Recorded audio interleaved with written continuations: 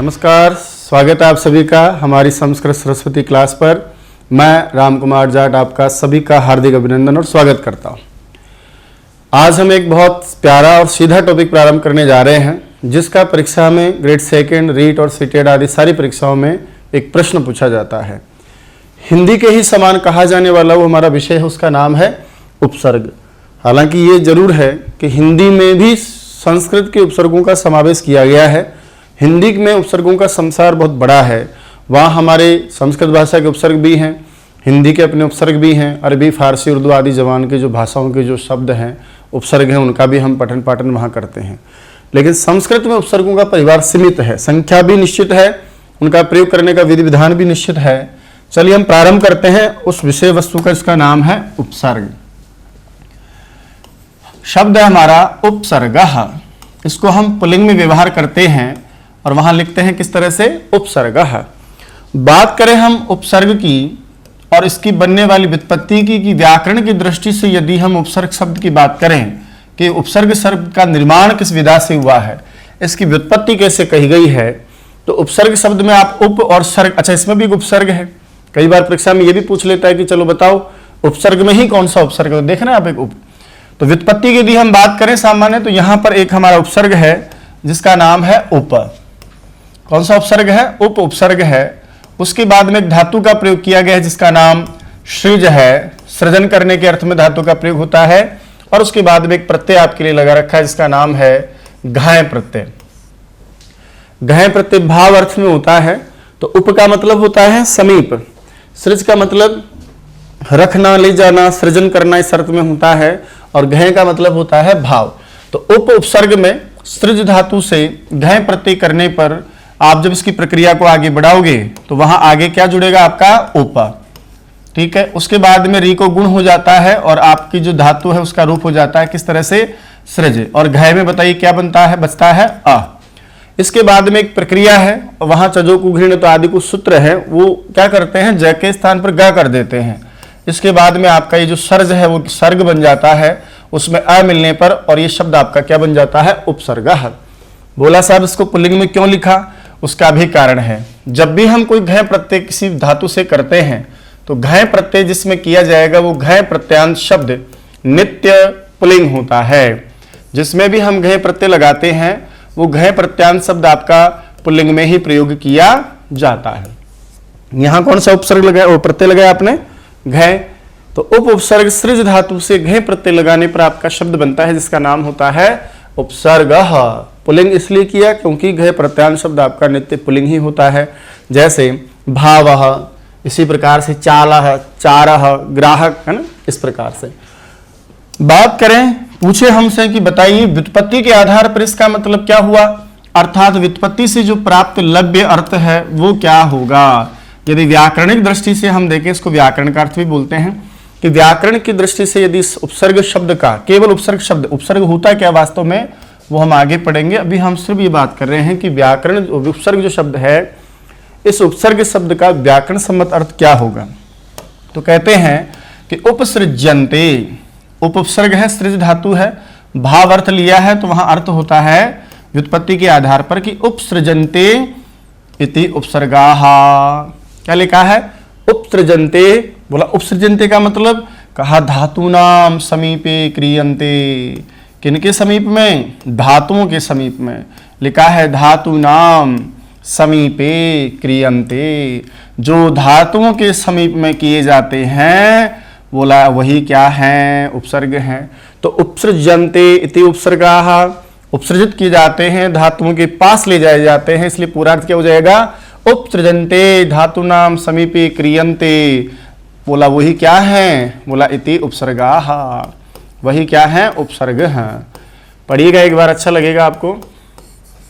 धातूनाम समीपे क्रियन्ते इति उपसर्गाः। बोला ये अर्थ कहां से लिया, बोले इसी का अर्थ है कि उपसृज्यन्ते अर्थात धातूनाम समीपे ये क्रियन्ते ते उपसर्गाः। बहुत कुछ तो इसी में कह दिया गया है। कहते हैं कि जो धातुओं के समीप, देखो मैंने बोला था ना, सृजन का मतलब कुछ निर्माण करना और उप का मतलब पास में ले जाना। तो समीप में ले जाकर, किसके समीप ले जाएंगे आप उपसर्गों को, धातुओं के समीप। ये हमारी व्याकरण का अर्थ है। तो इसका मतलब क्या हुआ, समीप ले जाना होता है। तो उपसर्ग जो शब्द बनता है, उस उपसर्ग शब्द का वास्तव में व्याकरणात्मक दृष्टि से यदि हमसे अर्थ पूछा जाए तो हम कहेंगे समीप में रखना, है ना, समीप में ले जाना, समीप में रखना, समीप में ले जाना। बोला किसके समीप ले जाते हैं, बोला धातुओं के समीप में ले जाना, तो वो कहलाता है आपका उपसर्ग, पास ले जाना। चलिए सामान्य अर्थ की हम चर्चा करते हैं कि वास्तव में उपसर्ग का सामान्य अर्थ क्या है। हम अपनी भाषा में, हिंदी में आदि जो अलग अलग भाषाओं में उपसर्ग का तात्पर्य पढ़ते हैं, वो हमारा उपसर्ग का मतलब क्या होता है। सामान्य अर्थ में हम कहें तो अर्थ होता है कि किसी भी धातु या शब्द से पूर्व, क्या बोला मैं, किसी भी धातु या शब्द से पूर्व, किसी भी धातु या, संस्कृत में हम शब्द को बोलते हैं पद, पद से पूर्व जुड़ने वाले शब्दांश को, जुड़ने वाले शब्दांशों को, ये शब्द नहीं, शब्दों के क्या हैं, अंश हैं, शब्दांशों को। क्यों, क्योंकि वो उस शब्द के साथ जुड़ करके उसी का अंश हो जाता है, उसी का एक अवयव हो जाता है। इसलिए परिभाषा में वहां लिखा है जुड़ने वाले शब्दांशों को क्या कहते हैं, उपसर्ग कहते हैं। शब्दांशों को उपसर्ग कहते हैं, बराबर क्या कहते हो भैया, उपसर्ग कहते हैं। क्या होता है कि जब भी कोई उपसर्ग आप किसी से जोड़ते हो ना, तो उपसर्ग जुड़ने के बाद में ऐसा लगता है कि उस शब्द का ही एक अवयव है, उसी का एक हिस्सा है। उदाहरण के लिए, जैसे एक उदाहरण से मैं आपको समझाऊं, जैसे आपने मान लीजिए संस्कृत व्यवहार में एक आपके पास में क्रिया है भवती, है ना, ये एक शब्द है, पद है आपका, धातु का रूप है, उससे आपने एक उपसर्ग लगा दिया अनुभवती। अब बताइए, अनु उपसर्ग है, सामान्य हम समझते हैं इतना तो।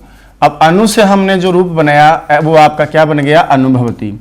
अब अनुभवती आपका एक जो शब्द है ना, इस शब्द में ऐसा नहीं कहेंगे कि अनु अलग है या भवती अलग है। जब हम अर्थ करते हैं तो पूरे के पूरे किसका अर्थ करते हैं, अनुभवती पद को ही हम पढ़ते हैं कि एक शब्द है अनुभवती। तो अनुभवती में जो अनु आपने उपसर्ग जोड़ा है, ये वास्तव में क्या हो गया, उस शब्द का ही एक अंश हो गया कि अनुभवती का एक भाग अनु है और एक भाग आपका भवती है। तो उपसर्ग धातु या पद से पूर्व जुड़ते हैं। संस्कृत में हालांकि ये जो लिखा है ना मैंने, ये सिर्फ आपको समझाने के उद्देश्य से है, अभी बात करेंगे हम। तो नॉर्मल जो परिभाषा है उसमें लिखा है कि धातु या पद से पूर्व जुड़ने वाले वो शब्दों के जो अंश होते हैं उन्हीं को हम क्या बोलते हैं, उपसर्ग बोलते हैं। जैसे अनुभवती में अनु जुड़ा। लेकिन हमसे कोई कहे कि व्याकरण में क्या परिभाषा लिखी है, क्या व्याकरण में ऐसा ही लिखा है क्या, तो याद रखिएगा संस्कृत में थोड़ी उपसर्ग की परिभाषा अलग है भैया। तो याद रखिएगा कि व्याकरण की परिभाषा पूछने का मतलब है वो हमसे पूछना चाहता है कि व्याकरण में उपसर्ग के लिए क्या सूत्र दिया गया है। इसी को हम कहते हैं उपसर्ग संज्ञा विधायक सूत्र। क्या बोलते हैं इसको हम, उपसर्ग नाम देने वाला सूत्र, उपसर्ग संज्ञा करने वाला सूत्र, उपसर्ग बताने वाला सूत्र। बोला कौन है, तो ग्रंथकार ने वहां व्याख्या में लिख रखा है उपसर्गाः क्रिया योगे, उपसर्गाः क्रिया योगे। और पता है उससे पहले क्या पढ़ा है उन्होंने, प्रादयः। तो मैं इसको समझने के लिए थोड़ा ऐसा कर देता हूं और अच्छा हो जाएगा कि प्रादयः उपसर्गाः कब, क्रिया योगे, क्रिया योगे। पढ़ो एक बार, देखें आप इसको। सूत्र तो केवल क्या है आपका, उपसर्गाः क्रिया योगे, लेकिन मैं आपको समझाना चाहता हूं पूरी तरह से, इसलिए मैंने क्या लिखा है कि प्रादयः उपसर्गाः क्रिया योगे। कहते हैं भैया जब प्रादियों का क्रिया के साथ योग हो जाए, बोला है प्रादियों का क्रिया के साथ योग हो जाए तब वे क्या कहलाते हैं, बोले उपसर्ग कहलाते हैं। इसका मतलब सूत्र में कुछ बातें कही गई हैं। कहा कि हमारे पास में कुछ प्र प्रा आदि हैं जिनको हम क्या बोलते हैं, प्रादि कहते हैं। और इन प्रादियों का बोला किसके साथ योग हो जाए, क्रिया के साथ योग हो।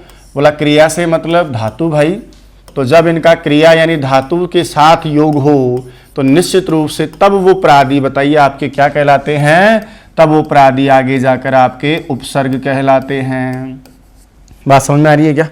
बोला कि जब उपसर्गों को हम कहें तब कैसे कहेंगे कि जब इन प्र आदि जो प्रादि कहे गए हैं, इन प्रादियों का किसी भी क्रिया या धातु के साथ योग हो तब ये क्या कहलाते हैं, उपसर्ग कहलाते हैं। कहा ये प्रादि कौन है, बोला प्रादि इसलिए प्रादि हैं क्योंकि उनमें सबसे पहले क्या है, प्र। तो जो प्र आदि है उन्हीं को क्या कहा गया है, प्रादि कहा गया। चलिए इसकी भी चर्चा करते हैं। कहा कि ये प्रादि क्या है, याद रखिएगा संस्कृत में प्र परा आदि के समूह को ही प्रादि कहा गया है और इन प्रादियों की संख्या कितनी है भैया, 22 है।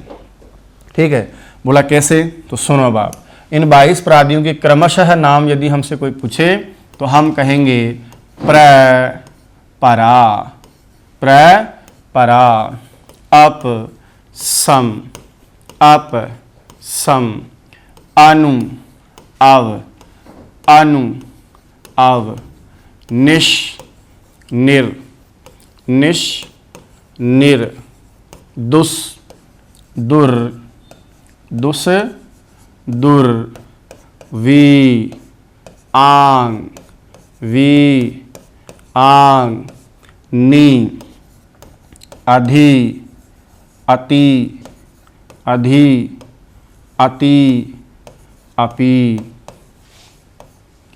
वे आंग, नी, अधि, अपि, अति। क्रम से लिखेंगे तो क्या हो जाएगा, अपि, अति, सु, आगे उद, अभि, प्रति, परि, उप। ये सब क्या कहलाते हैं, प्रादि कहलाते हैं। कैसे प्रादि कहलाएंगे, सबसे पहले क्या है भाई इसमें प्र, तो जिसके आदि में प्र होगा वो क्या कहलाएगा, प्रादि कहलाएगा। बोले कितने प्रादि हैं टोटल, तो याद रखिएगा आपको संस्कृत व्याकरण में प्रादि कहे गए हैं 22। प्र परा अप सम, सम का मैं क्या है, हलंत है ना, मकारांत है। अनु अव, निश शकारांत है, ये रकारांत है। निश निर, दुष दुर, वी आंग, नी, अधि अपि, अति, सु, उद, अभि, प्रति, परि, उप। अब हम पढ़ क्या रहे हैं परिभाषा में, व्याकरण में तो पाणिनि ने यही कहा है ना भैया कि जब ये प्रादि किसी भी क्रिया के साथ आ जाए, और क्रिया में विस्तार से आपको बहुत पहले पढ़ा चुका हूं कि भैया किसी भी क्रिया सु बनाने के लिए धातु का प्रयोग किया जाता है।